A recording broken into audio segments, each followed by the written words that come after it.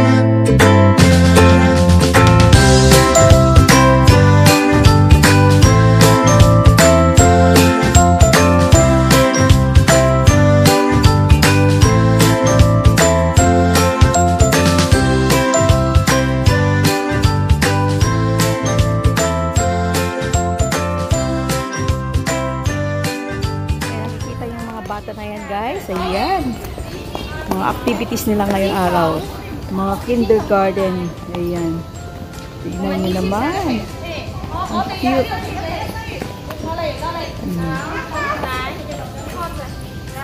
Tignan nyo, ang cute nila, see? Tignan nyo, o yan ayan, may na ayan, may napaupo. Okay, puntahan natin po sa taas. Tignan natin kung ano po meron sa taas.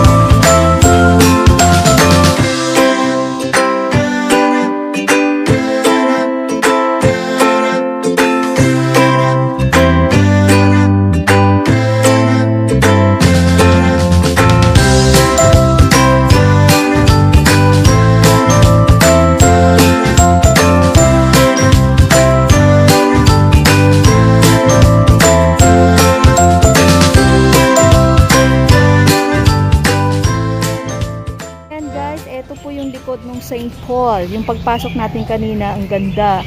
So, ito po, I think which burned down during typhoon 1835. Yeah, 17th century pa po to. At ito po, isa sa pinaka-largest church in Asia during that time. Yan po, 17th century. It's a Portuguese church. Ayan. Tingnan nyo po. So, ito lang po ang natira. The beautiful granite facade. Ayan po. Kaya pasukin natin po yung loob.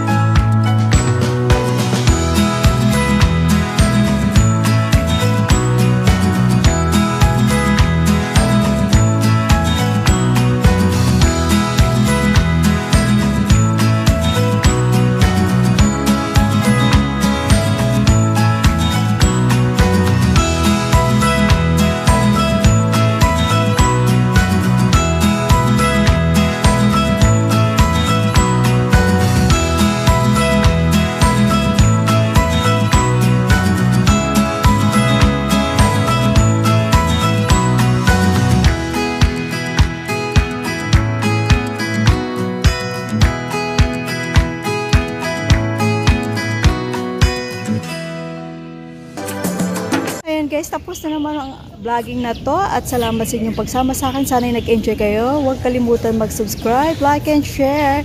Bye guys, see you again next vlogging.